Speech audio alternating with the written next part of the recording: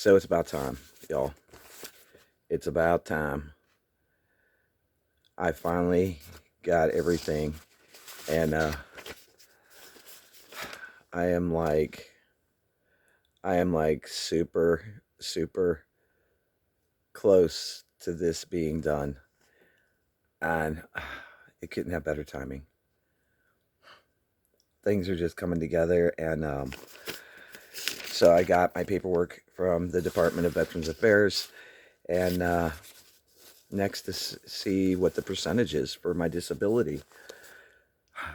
See, this is the story. This is a true story.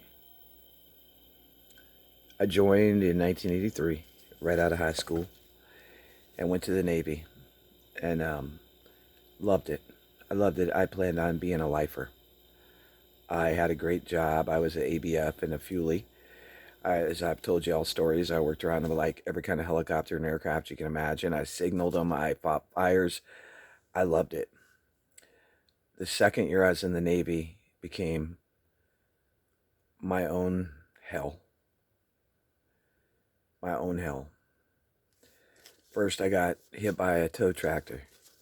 My foot got squashed, and they had to cut off my steel toe boots to save my foot.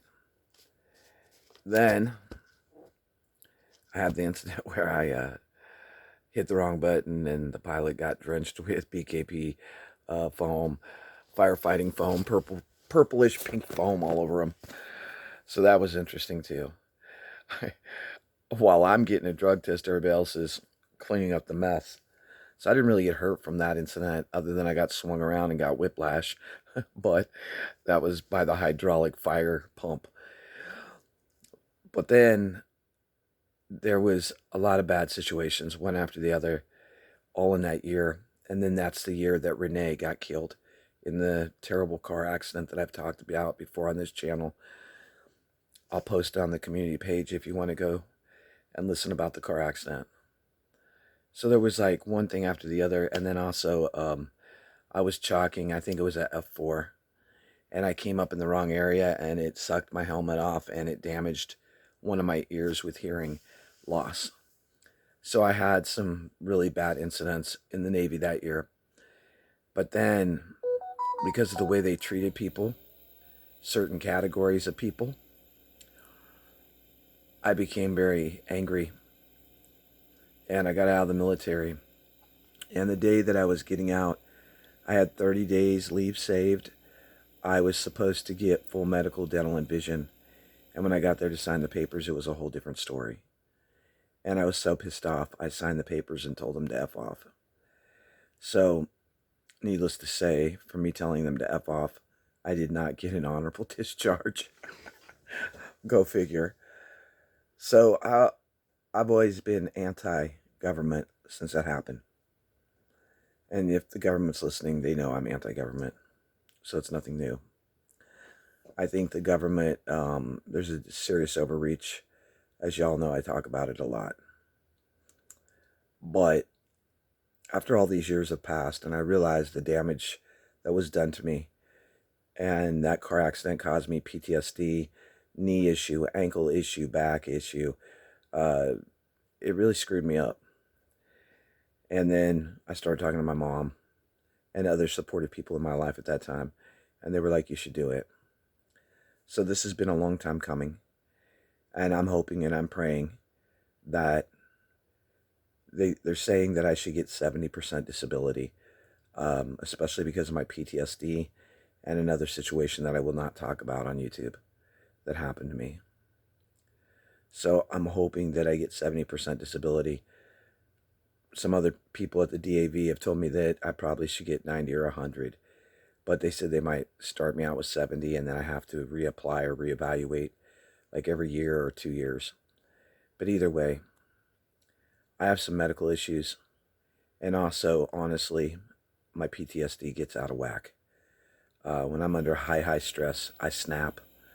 And when I snap, I've learned to control it to the point that I don't hurt anybody.